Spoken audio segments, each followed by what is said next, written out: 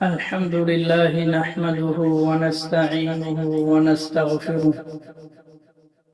ونؤمن به ونتوكل عليه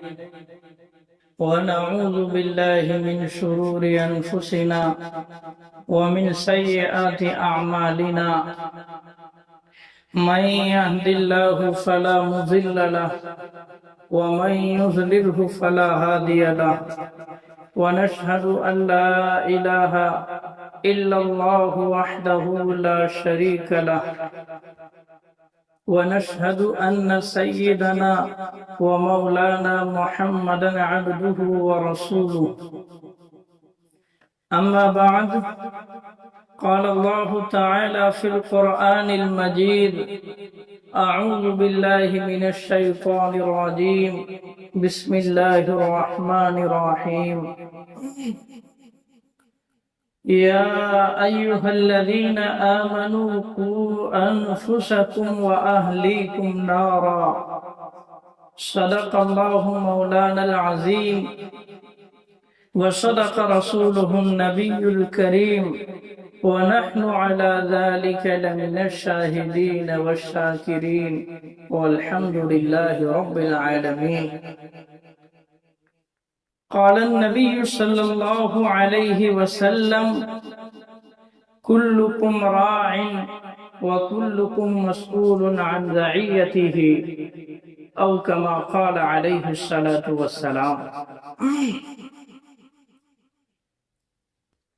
محترم بزرگوں، عزیز دوستو، اللہ رب ذوالجلال کا بے پایا احسان ہے، کرم ہے کہ اللہ تعالی نے ہمیں ایمان والے گھرانے کے اندر پیدا فرمایا ہے۔ اس لیے کہ ایمان لانا یہ انسان کے بس میں، انسان کے اختیار میں نہیں ہے۔ اللہ جسے توفیق دیتے ہیں ایمان وہی لاتا ہے۔ یہی وجہ ہے کہ سیرت اور تاریخ کے پڑھنے سے ہمیں یہ بات ملتی ہے کہ اللہ کے نبی علیہ السلام کے وہ چچا کہ جنہوں نے اللہ کے نبی علیہ السلام کی پرورش کی، جنہوں نے اللہ کے نبی علیہ السلام کو پال پوس کر کے بڑا کیا، ابو طالب، کہ وہ دنیا سے بغیر ایمان کے رخصت ہو کر کے گئے۔ اور آپ اندازہ لگائیں کہ ابو طالب اللہ کے نبی علیہ السلام پر اتنے مہربان، اتنے مشفق تھے کہ جب اللہ کے نبی علیہ السلام نے نبوت کا اعلان کیا تو ہر موڑ پر، ہر جگہ، ہر محاذ پر ابو طالب نے اللہ کے نبی علیہ السلام کا سپورٹ کیا، آپ کا ساتھ دیا۔ اور جب تک کہ ابو طالب زندہ رہے مکہ کے اندر کسی کی مجال نہ تھی کہ محمد رسول اللہ کے گریبان پر ہاتھ ڈال سکے۔ اور یہی وجہ ہے کہ جب ابو طالب کا وصال ہوا، دنیا سے رخصت ہوئے، تو پھر کفار مکہ کے محمد رسول اللہ کے گریبان پر ہاتھ پہنچنے لگے، تو پھر اللہ کے نبی علیہ السلام نے ابو طالب کے وصال کے بعد میں طائف کا رخ کیا۔ تو بتلانے کا مقصد یہ ہے کہ ابو طالب اتنے مہربان ہیں، اتنے مشفق ہیں، اللہ کے نبی علیہ السلام کا ہر موڑ پر سپورٹ کیا، آپ کا ساتھ دیا۔ اور ابو طالب کے دنیا سے رخصت ہونے کا وقت ہے، اور وہیں قریب کے اندر مشرکین مکہ کے بڑے بڑے سردار بھی موجود ہیں۔ وہ ابو طالب سے یوں کہہ رہے ہیں کہ ابو طالب کہیں ایسا نہ ہو کہ تم دنیا سے رخصت ہو کر کے جا رہے ہو اور اپنے بھتیجے کے دین کو قبول کر کے چلے جاؤ، اور تمہارے مرنے کے بعد میں مکہ کی عورتیں تمہیں تانا دیتی رہ جائے، کہتی رہ جائے کہ ابو طالب اپنے آباء و اجداد کے دین کو چھوڑ کر کے مرنے کے ڈر سے اپنے بھتیجے کے دین کو قبول کر کے چلے۔ اور دوسری جانب اللہ کے نبی علیہ السلام بھی موجود ہیں۔ اللہ کے نبی علیہ السلام کلمے کی تلقین کر رہے ہیں، اللہ کے نبی علیہ السلام کوشش کر رہے ہیں، جد و جہد کر رہے ہیں، اور کہہ رہے ہیں کہ چچا جان آپ میرے کان کے اندر ہی کلمہ پڑھ لیجئے، کل قیامت کے دن میں آپ کے ایمان کی گواہی دے دوں گا۔ لیکن اللہ کو منظور نہیں تھا،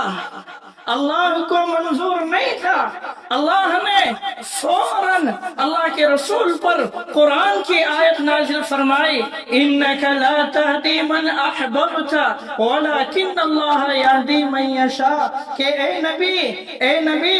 آپ جسے چاہے ہدایت نہیں دے سکتے ہیں، جسے چاہے ایمان پر نہیں لا سکتے ہیں، لیکن اللہ جسے چاہے ہدایت دے سکتا ہے، ایمان کی دولت دے سکتا ہے۔ تو اس سے پتا چلا کہ ایمان یہ انسان کے اپنے اختیار میں نہیں ہے۔ اللہ رب العزت نے ہم ایمان والے گھرانے کے اندر پیدا فرمایا، تو اللہ کا یہ بہت بڑا احسان ہے ہمارے اوپر۔ لیکن اس ایمان کی حفاظت کرنا، اس ایمان کو بچانا، یہ آج وقت کا سب سے بڑا چیلنج ہے ہمارے لیے، کہ خود ہمارے اپنے ایمان کو بچانا اور اپنی بہن بیٹیوں کے ایمان کو بچانا، یہ سب سے بڑا چیلنج اس بنیاد پر ہے کہ آج ہم ملک کے حالات ہمارے سامنے ہیں کہ آئے دن سوشل میڈیا کے ذریعے سے ہمیں یہ خبریں ملتی ہیں کہ فلاں علاقے کے اندر فلاں لڑکی نے جو ہے اسلام کو چھوڑ دیا اور فلاں غیر مسلم کے ساتھ میں چلی گئی ہے، فلاں علاقے کے اندر فلاں بچی جو ہے اس فلاں غیر مسلم کے ساتھ میں بھاگ گئی ہے، ارتداد کا شکار ہو گئی ہے۔ تو ہمارے اپنے ایمان کو بچانا اور اپنی بہن بیٹیوں کے ایمان کو بچانا، یہ وقت کا سب سے بڑا چیلنج ہے آج ہمارے سامنے۔ اس لیے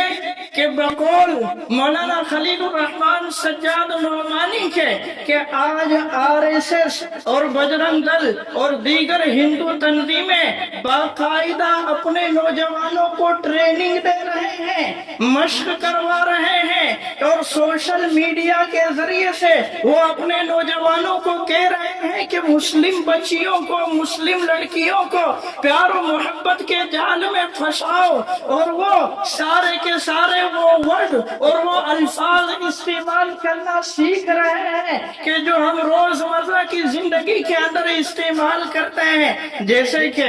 ہائے، ہیلو، السلام علیکم ورحمۃ اللہ، سبحان اللہ، ماشاء اللہ، آپ کیسے ہیں؟ اور جب سوشل میڈیا پر ہماری بہن بیٹیاں اور مسلم سماج کی عورتیں دیکھتی ہیں کہ یہ ظاہری طور پر مسلمان ہے، تو آسانی کے ساتھ میں اس کے چنگل میں پھنس جاتی ہے، اور پھر کچھ وقت تک چیٹ چلتی ہے، واٹس ایپ کے ذریعے سے، فیس بک کے ذریعے سے، انسٹاگرام کے ذریعے سے، اور ٹیلی گرام کے ذریعے سے، اور پھر نتیجہ یہ ہوتا ہے کہ آہستہ آہستہ کر کے یہ چیٹ جو ہے ملاقات کی شکل میں تبدیل ہوتا ہے، اور آپس میں پیار و محبت ہو جاتا ہے، اور پھر جب نوجوان پوری ڈیٹیل نکلوا لیتا ہے کہ یہ کس کی بچی ہے اور پوری معلومات حاصل کر لیتا ہے کہ اس کے گھر کے اندر کتنے افراد ہیں، اس کے چاچا بابا کتنے ہیں اور اس کے بھائی بہن کتنے ہیں، پوری کی پوری ڈیٹیل معلوم کر لیتا ہے، اور جب یہ محسوس کر لیتا ہے کہ اب یہ میرے پیار و محبت کے جال میں پورے طور پر پھنس چکی ہے، اگر میں اس کو بہکاتا ہوں، اپنا مذہب بتلاتا ہوں، اپنا نام بتلاتا ہوں، تو یہ اپنے ماں باپ کو چھوڑ کر، اپنے خاندان والوں کو چھوڑ کر اور اپنے دیگر رشتہ داروں کو چھوڑ کر کے میرے ساتھ میں چلنے کے لیے آمادہ ہو جائے گی، تیار ہو جائے گی، تو پھر وہ سوشل میڈیا کے مادھیم سے اپنے نام کو اور اپنی اصل پہچان بتلاتا ہے۔ یہ ہو رہا ہے، اور باقاعدہ ہندو تنظیمیں یہ اعلان کر رہی ہے کہ جو مسلم بچی کو پھنسائے گا تو ہم اس کو نوکری بھی دیں گے، ہم اس کو گھر بھی دیں گے، اور ہم جو ہے انعام اور گفٹ کے طور پر جو ہے اتنے پیسے بھی دیں گے۔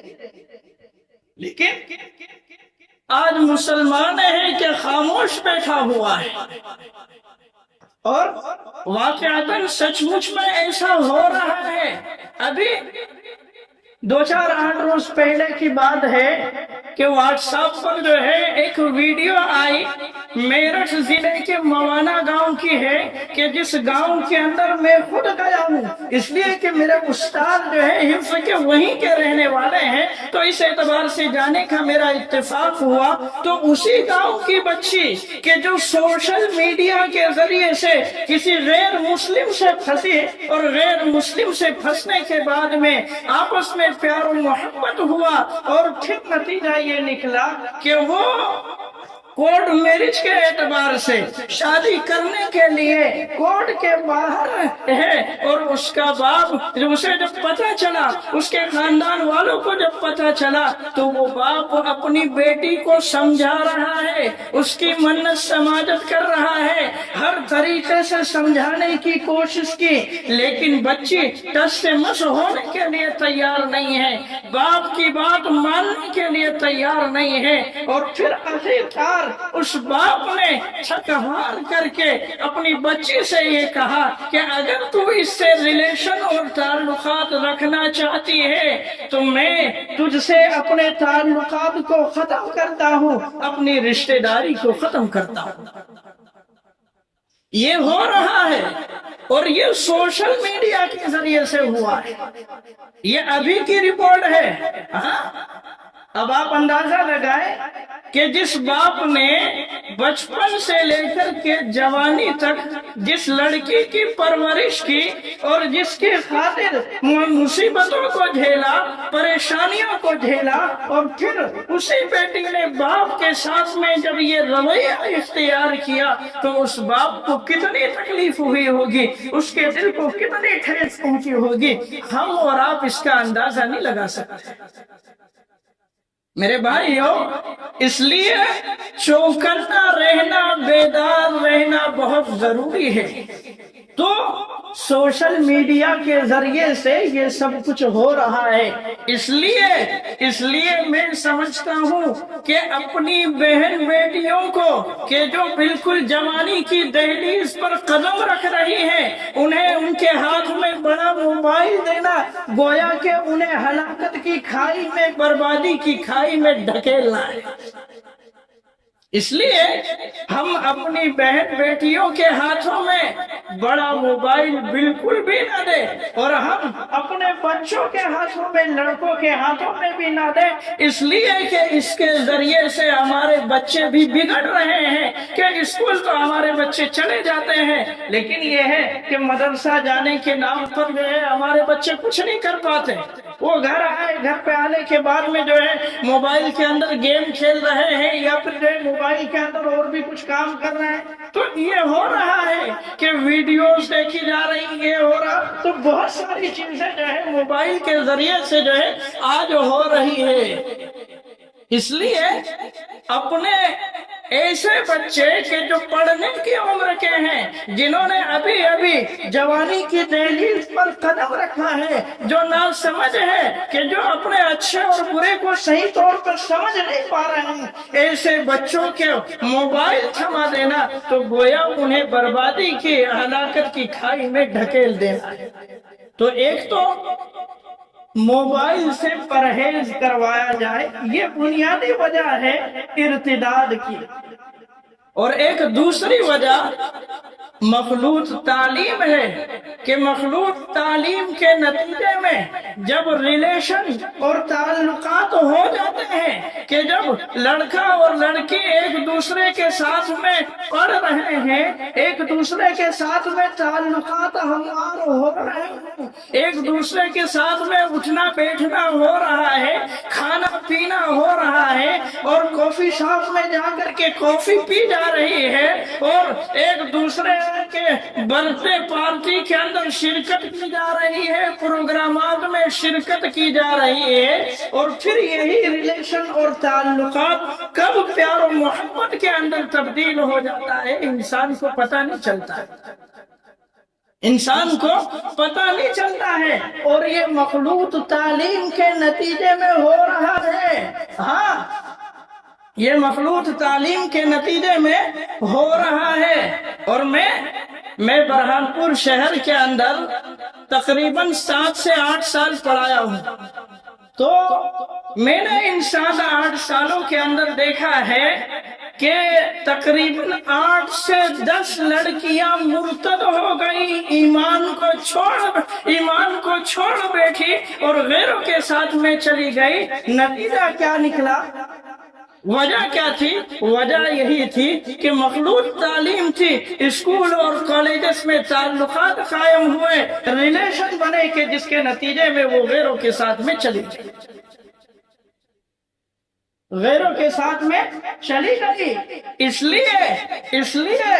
ہم اگر اپنے علاقے کے اعتبار سے کچھ کر سکتے ہیں، لڑکوں کے تعلیم کا نظام الگ بنا سکتے ہیں اور لڑکیوں کے تعلیم کا نظام الگ بنا سکتے ہیں، تو ہمیں اس پر ضرور قدم اٹھانا چاہیے، ہمیں مضبوطی کے ساتھ میں اس پر کام کرنا چاہیے۔ لیکن سب سے بڑی بدقسمتی اور سب سے بڑی محرومی ہم مسلمانوں کی یہ ہے کہ ایجوکیشن کی لائن میں ہم لوگ کچھ نہیں کر پاتے ہیں، نہ تو اسکول کا کوئی نظام بنا پاتے ہیں، نہ کالج کا کوئی نظام بنا پاتے ہیں، کہ آج جتنے بھی بڑے بڑے اور اچھے جو اسکول اور کالجز ہیں، تو آپ اٹھا کر کے دیکھ لیجئے کہ غیروں کے اسکول اور کالجز ہیں،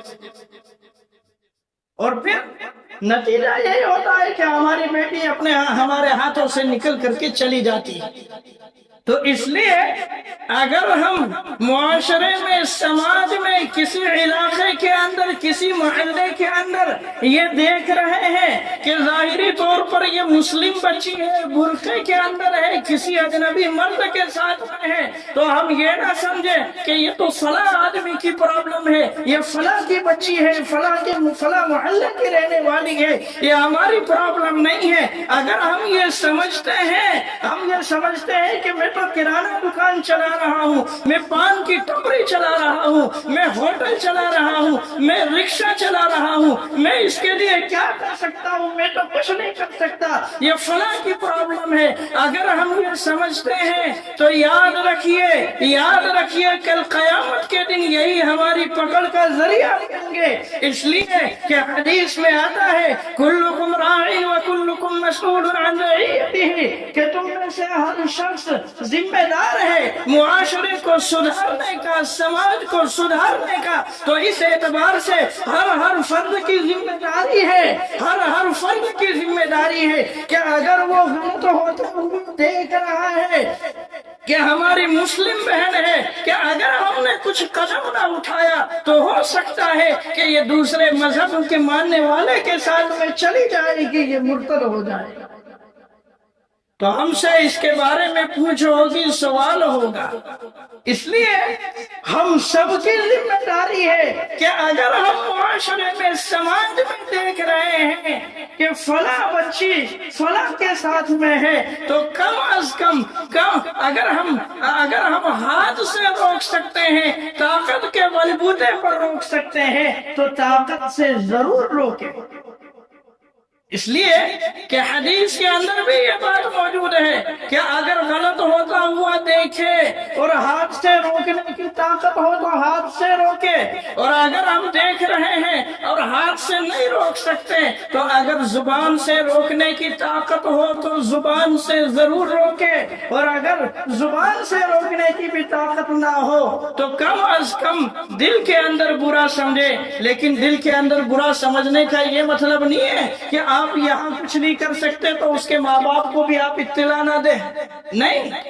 اگر آپ یہاں کچھ نہیں کر سکتے تو کم از کم اگر آپ نے دیکھا ہے تو اس کے ماں باپ کو باخبر کرنا، اطلاع دینا، یہ آپ کی ذمہ داری ہے، ہاں یہ آپ کی ذمہ داری ہے۔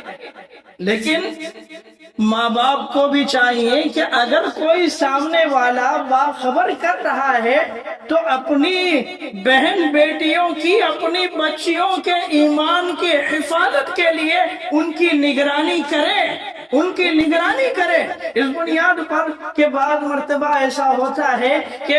آدمی جو ہے اپنی بیٹی کی پیار و محبت کے اندر اور عقیدت میں اندھا، بہرا، گنگا ہو کر کے اور سم بکم عمیون کی عملی تفسیر بن کر کے جو سامنے والا اگر کہہ رہا ہے تو یہ سمجھتا ہے کہ تم میری بیٹی پر الزام لگا رہے ہو، تم میری بیٹی پر لانچھن اچھال رہے ہو، اور پھر نتیجہ یہ ہوتا ہے کہ وہ اپنی بیٹی کی خبر نہیں لیتا ہے، اور پھر نتیجہ یہ ہوتا ہے کہ وہ بیٹی ہاتھ سے چلی جاتی ہے، نکل جاتی ہے، اور پھر آدمی افسوس کرتے رہ جاتا ہے۔ اور برہان پور کے اندر میرے دیکھتے ہوئے اس طرح کا معاملہ ہوا ہے، ہاں،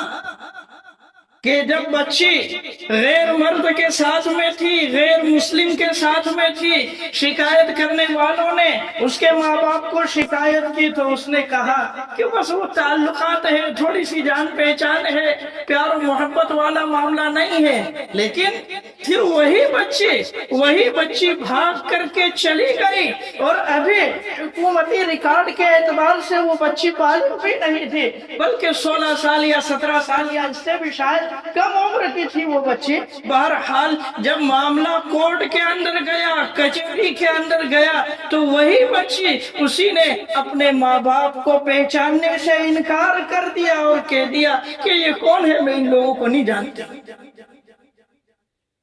تو یہ ہو رہا ہے۔ اس لیے اپنی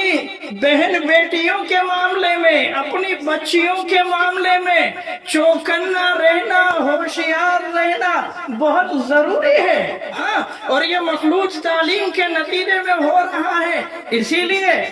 لیے سیونی والوں آپ لوگوں نے جو قدم اٹھایا ہے اسکول کے بنانے کا، اگر اس اسکول کے ذریعے سے آپ کی نیت یہ ہے کہ اس اسکول کی بنیاد پر ہم اپنی بچیوں کے ایمان کی حفاظت کریں گے، اپنی نسلوں کے ایمان کی حفاظت کریں گے، محمد رسول اللہ کی تعلیمات کے مطابق انہیں ڈھالنے کی کوشش کریں گے، شریعت اور سنت کے مطابق انہیں ڈھالنے کی کوشش کریں گے، اس نیت سے اگر آپ اسکول کی بنیاد رکھتے ہیں، اسکول کا نظام بناتے ہیں، تو خدا پاک کی قسم کہ مدرسے کے قیام کی بنیاد پر جتنا اجر و ثواب آپ کو ملے گا تو اسکول کے قیام کی بنیاد پر بھی اتنا ہی اجر و ثواب آپ کو ملے گا۔ اس لیے آج ایجوکیشن کی لائن میں خاص طور سے مسلمانوں کو کام کرنے کی ضرورت ہے۔ جو لوگ مالدار ہیں انہیں شہری لیول پر آگے آنا چاہیے، انہیں کام کرنا چاہیے، اس لیے کہ مخلوط تعلیم کے نتیجے میں یہ سب کچھ ہو رہا ہے۔ اور آپ دور کہیں کیوں جاتے ہو؟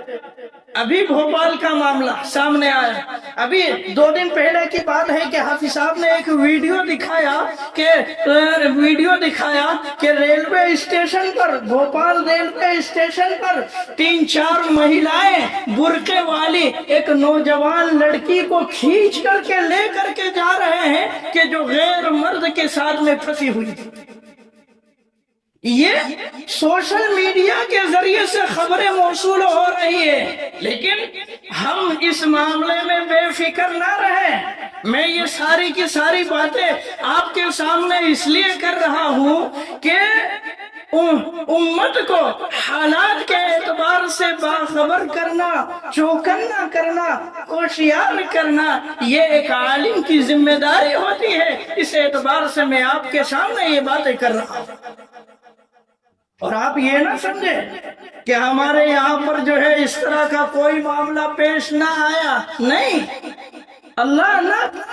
نہ کرے کہ ہمارے یہاں پر سیونی کے اندر اس طرح سے ہو، لیکن یہ ہے کہ اس وقت کے آنے سے پہلے ہوشیار رہنا، چوکنا رہنا، بیدار رہنا، یہ ہماری اپنی ذمہ داری ہے، یہ ہماری اپنی ذمہ داری ہے۔ ہاں، تو دوسری وجہ ارتداد کی مخلوط تعلیم ہے۔ بعض جو ہے علاقوں کے اندر مسلم اسکول تو ہے، لیکن مسلم اسکول والے بھی جو دیکھ رہے ہیں کہ مخلوط تعلیم ہے، کہ غیر مسلم لونڈے لپاٹے بھی ہے اور مسلم بچیاں بھی ہے جو ایک ساتھ میں پڑھ رہے ہیں، تعلقات بھی ہموار ہو رہے ہیں، لیکن یہ ہے کہ وہ ان کے ماں باپ کو باخبر اور متنبع نہیں کر رہے۔ وہ تو یہ سوچ رہے ہیں کہ بس ہمیں تو انکم سے مطلب ہے، آمدنی سے مطلب ہے۔ یہ بھی نہیں ہونا چاہیے، یہ بھی نہیں ہونا چاہیے۔ ہاں، اس لیے تو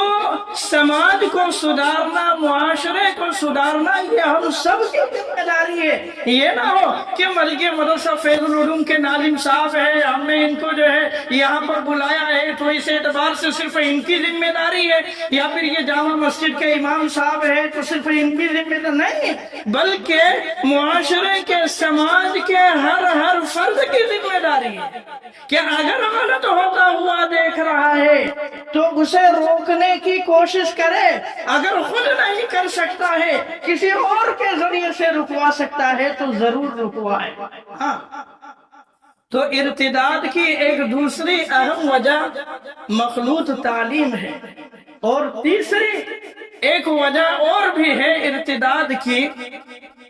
وہ یہ ہے کہ جب ہمارے بچے دیکھتے ہیں شاہ رخ خان کو، سلمان خان کو، سیف علی خان کو اور دیگر ہیرو کو کہ اس نے فلاں غیر مسلم سے جو ہے نکاح کیا ہے، اس نے فلاں غیر مسلم سے نکاح کیا ہے، یا کوئی ہیروئن ہے کہ جس نے کسی مسلمان مرد سے نکاح کیا ہے، اور جو اپنے آپ کو سیکولر بتلاتے ہیں اور جو یہ کہتے ہیں کہ میری بیوی تو جو ہے اس کے مذہب کے مطابق وہ تو پوجا پاٹ کرتی ہے، میری طرف سے اس کو کوئی روک ٹوک نہیں ہے، اور میں اپنے اعتبار سے اپنے مذہب کے مطابق نماز پڑھتا ہوں، روزہ رکھتا ہوں، دیگر عبادتیں کرتا ہوں، اس کی طرف سے مجھے کوئی روک ٹوک نہیں ہے۔ تو یہ اپنے آپ کو جو سیکولر بتلانے کی کوشش کرتے ہیں تو یہ سیکولر نہیں ہے، یہ سیکولر کے نام پر دھبا ہے، سیکولر کے نام پر کلنک ہے کہ یہ امت مسلمہ کے نوجوان لڑکوں کو اور لڑکیوں کو بہکانے والے ہیں اور ارتداد کی کھائی میں دھکیلنے والے ہیں۔ اس لیے ہماری اپنی ذمہ داری ہے کہ ہم اپنے لڑکوں کو اور لڑکیوں کو یہ سجھائیں، یہ بتلائیں کہ بیٹا تمہارا کبھی کسی غیر مسلم سے نکاح نہیں ہو سکتا ہے، بیٹی تمہارا کبھی کسی غیر مسلم کے ساتھ میں نکاح نہیں ہو سکتا ہے۔ یہ ہماری اپنی ذمہ داری ہے، ہم اپنے بچوں کو بتلائیں۔ ہاں، اور میرے بھائیو کہ دیکھو، صرف اور صرف آدمی بعض مرتبہ اپنے بچوں کو عصری تعلیم دلاتا ہے، دینی تعلیم سے جو ہے انہیں کورا رکھتا ہے، خالی رکھتا ہے، کہ جس کے نتیجے میں بعض مرتبہ اس کے تعلقات دوسروں کے ساتھ میں ہموار ہو جاتے ہیں۔ اس لیے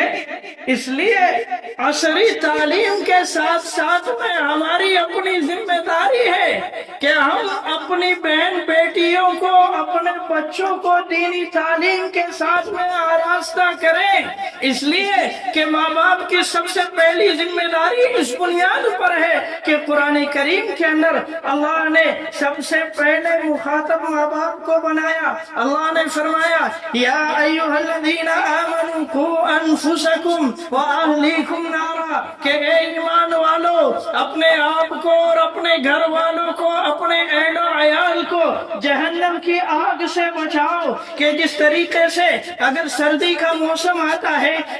تو آدمی اپنے گھر والوں کو، اپنے بیوی بچوں کو سردی سے بچانے کا انتظام کرتا ہے، اور جب گرمی کا موسم آتا ہے تو گرمی سے بچانے کے لیے انتظام کرتا ہے، کولر کا انتظام کرتا ہے یا پھر جو ہے اے سی کا انتظام کرتا ہے، اپنی حیثیت اور استطاعت کے مطابق جو وہ کر سکتا ہے ضرور کرتا ہے۔ تو ایسے ہی دینی تعلیم سے آراستہ کرنا یہ وقت کی اہم ذمہ داری ہے ہماری، کہ ہم اپنے بچوں کو دینی تعلیم سے آراستہ کریں، ورنہ کل قیامت کے دن یہی بچے ہمارا گریبان پکڑیں گے اور یہی بچے ہم سے سوال کریں گے اور ہم سے کہیں گے کہ آپ نے ہمیں عصری تعلیم سے تو آراستہ کیا تھا لیکن دینی تعلیم سے آراستہ کیوں نہیں کیا؟ یا اللہ آپ ان سے سوال کیجئے، ان سے پوچھئے، اور یہی بچے پھر ہماری پکڑ کا ذریعہ بن جائیں گے۔ اس لیے دینی تعلیم سے آراستہ کرنا یہ وقت کا اہم تقاضا ہے، اور اسی تقاضے کی بنیاد پر مدرسہ فیض العلوم کے ذمہ داران نے یہ سسٹم اور نظام بنایا ہے کہ 2 گھنٹے کے لیے، 2.5 گھنٹے کے لیے جو بچے اسکول جاتے ہیں اور اسکول جانے کے بعد میں ادھر ادھر گھومتے ہیں اور دینی تعلیم سے آراستہ نہیں ہے، ان کے مکتب میں جانے کا کوئی نظام نہیں ہے، وہ قرآن کی تعلیم سے آراستہ نہیں ہے، تو ایسے بچوں کے لیے خاص طور سے نظام بنایا ہے کہ وہ کم از کم 2 گھنٹے 2.5 گھنٹے اپنا نکال کر کے مدرسہ فیض العلوم کے اندر جائے، اور اس کے لیے باقاعدہ گاڑی کا انتظام کیا گیا ہے۔ تو اس اعتبار سے جو ہے پوری بستی کا بلکہ پورے سیونی شہر کا جائزہ ہونا چاہیے، سروے ہونا چاہیے، اور اس کی پوری رپورٹ یہاں پر مرکز پر ہونا چاہیے کہ کس محلے کے اندر، کس بستی کے اندر کتنے مکانات ہیں اور ہر گھر کے اندر کتنے بچے ہیں اور کون سا بچہ کس مکتب سے جڑا ہوا ہے، کہ کس کے پاس میں پڑھنے کے لیے جاتا ہے، یہ ساری کی ساری ڈیٹیل جو ہے یہاں مرکز کے اندر موجود ہونا چاہیے تاکہ ہر بچہ قرآن کی تعلیم سے آراستہ ہو سکے۔ اگر کوئی بچہ قرآن کی تعلیم سے عاری رہتا ہے، خالی رہتا ہے، تو کل قیامت کے دن ان مذہب کے ٹھیکیداروں سے اور ان ذمہ داروں سے سوال کیا جائے گا کہ فلاں بچہ جو ہے، فلاں بچہ قرآن کی تعلیم سے خالی رہ گیا، چھوٹ گیا تھا، تو آپ نے اس کی فکر کیوں نہیں کی؟ اس لیے ہم یہ چاہتے ہیں کہ ہمارے ساتھ میں نوجوانوں کی ایسی ٹیم ہو کہ جو پوری کی پوری بستی کا، پورے کے پورے شہر کا جائزہ لے، سروے کرے کہ کس گھر کے اندر کتنے بچے ہیں اور وہ دینی تعلیم سے آراستہ ہے یا نہیں ہے۔ تو اس کے لیے بتائیں کہ کون ہمارا ساتھ دے گا۔ کھڑے ہو جائے۔